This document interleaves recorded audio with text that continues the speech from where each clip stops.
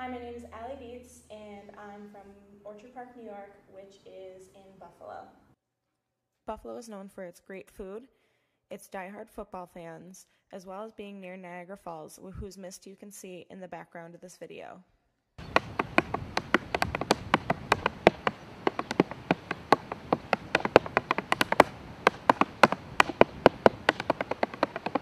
I started taking tap when I was about 3 years old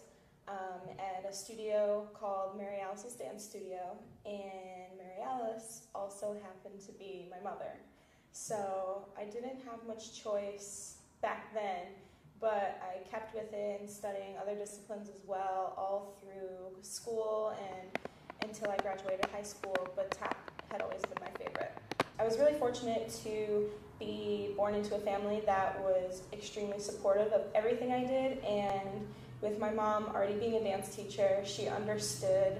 the time, the energy, and all the money that has to go into it in order to succeed and get better and learn from different people. So I was really lucky with that aspect, not just my mom, but my dad and my brother and my whole family.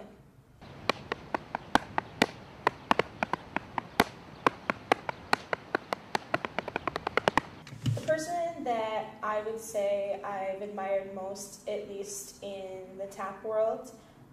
would have to be Michelle Dorrance. I graduated high school and I wasn't really sure what I wanted to do, so I ended up going to SUNY Geneseo near Rochester, and I graduated with a degree in personal and professional communication and took a break from dance at least my freshman year. And I would come back and take a tap class or so, and just because I really enjoyed it and it was something that I loved, and I still went to all the competitions my studio did and everything. But when we went to nationals at NYCDA that year, while the studio was taking classes, I went to Broadway Dance Center and I took a class from Michelle Dorrance, and it pretty much changed everything that I had thought about tap. And I came home, and that's when I really started choreographing and getting back into it and teaching and doing all sorts of stuff. So it really reignited my love for tap that I had missed the year before, and ever since then I haven't stopped. She's someone who I look up to as a person, as a teacher, and as a choreographer, because her pieces are always amazing, and yet at the same time, she's the most humble, down-to-earth person that you can talk to.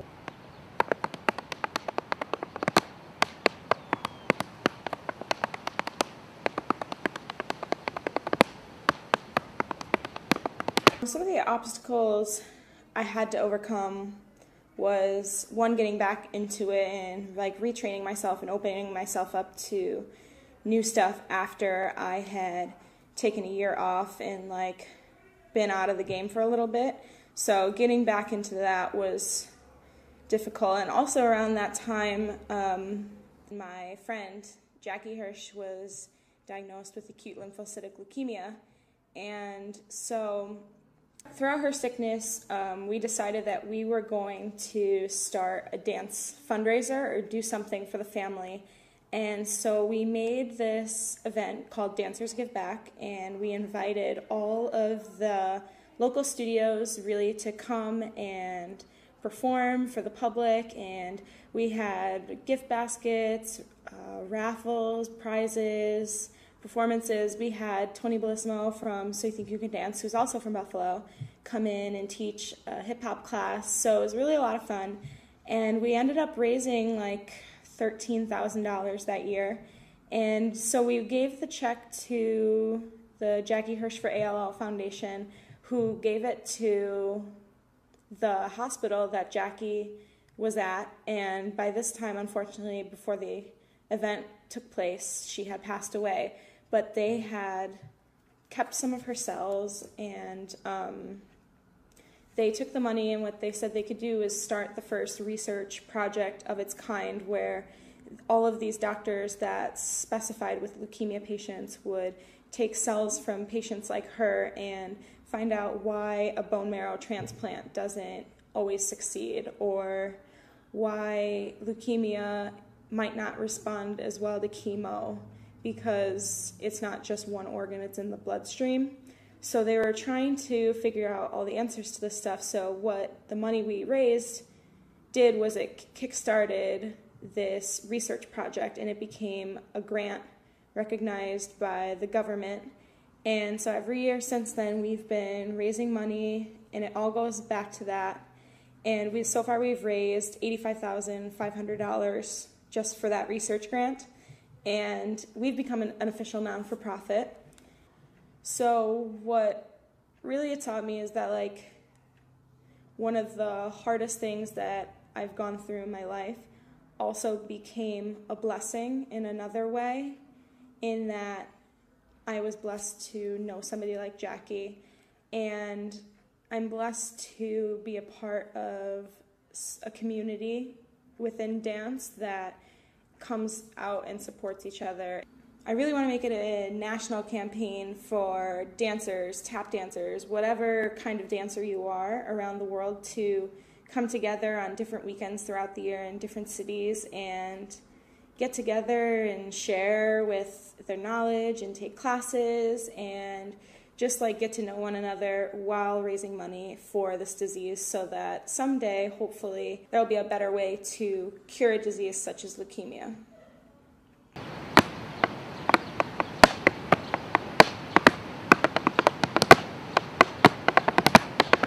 The person who's probably helped me the most would definitely be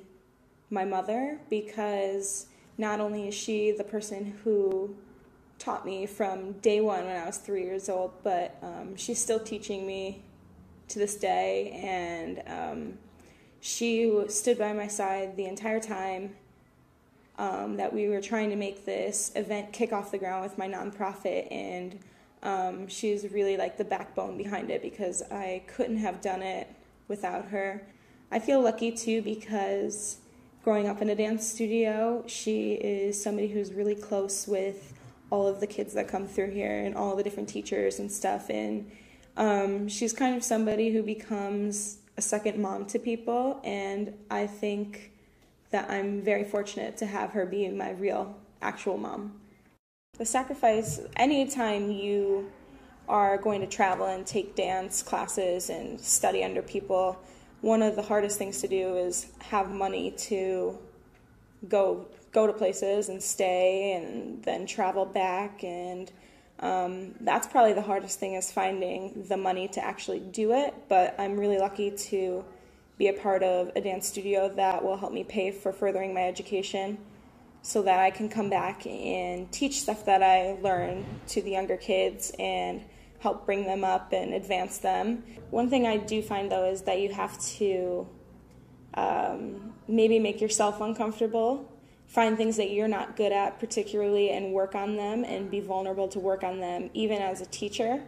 With class, like, one of the things I was awful at was improvisation and being in like a tap circle or like a tap jam, and every time it got to me, my stomach would be like all in knots and I would just completely choke. But I think that, like, it's a common fear to speak in public, so I'm sure it's pretty common to be nervous during an improvisation circle. So one thing I have been doing and sacrificing is when I teach class, I make sure almost every time to do a big tap circle where everybody's in there, and I'll switch up how we do it, but we all have to go around and do it. I've been starting them at much younger ages, so that when they get to be my age, and if they're still tapping, then it will be no problem for them. But I think in order to grow, you have to make yourself vulnerable to stuff like that, and so that's one thing I have pushed myself to do, is that even, like, if I mess up as a teacher, like, it's okay, because we're all growing together. So that's one sacrifice that I've made personally as a tap dancer, as a tap teacher, to make myself better and really push myself. I've learned a lot from YouTube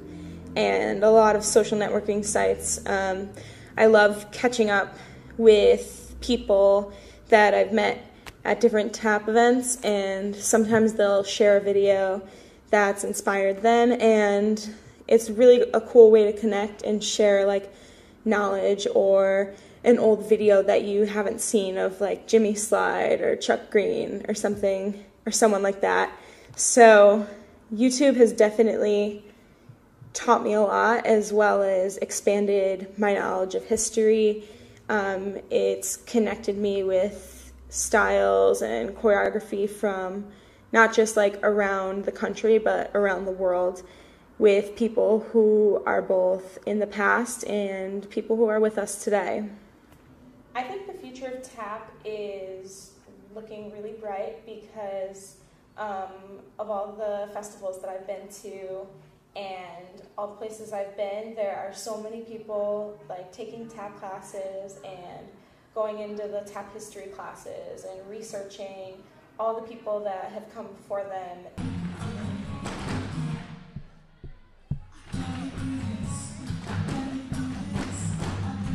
I love tap because, especially lately for me, it's become a family almost, and I didn't really know what the tap community was about until I was at NYCDA and I talked to Chloe Arnold about coming to the DC Tap Fest. And so I wasn't really sure what it was about, not really sold on it, and then I decided that I was going to go. And as soon as I went the first day, it changed everything. I met new people from around the country. I took from people who I hadn't taken from before, and completely changed how I choreographed or how I thought about tap dancing or different movements within it. One of the coolest parts I think about tap is that you have people from all different countries too, along with people from all over the United States, all coming, and maybe they don't particularly speak the language, but you can always communicate through the music that you make in your tap shoes. And I think that's one of my favorite things about tap, as well as the people that I've met through it.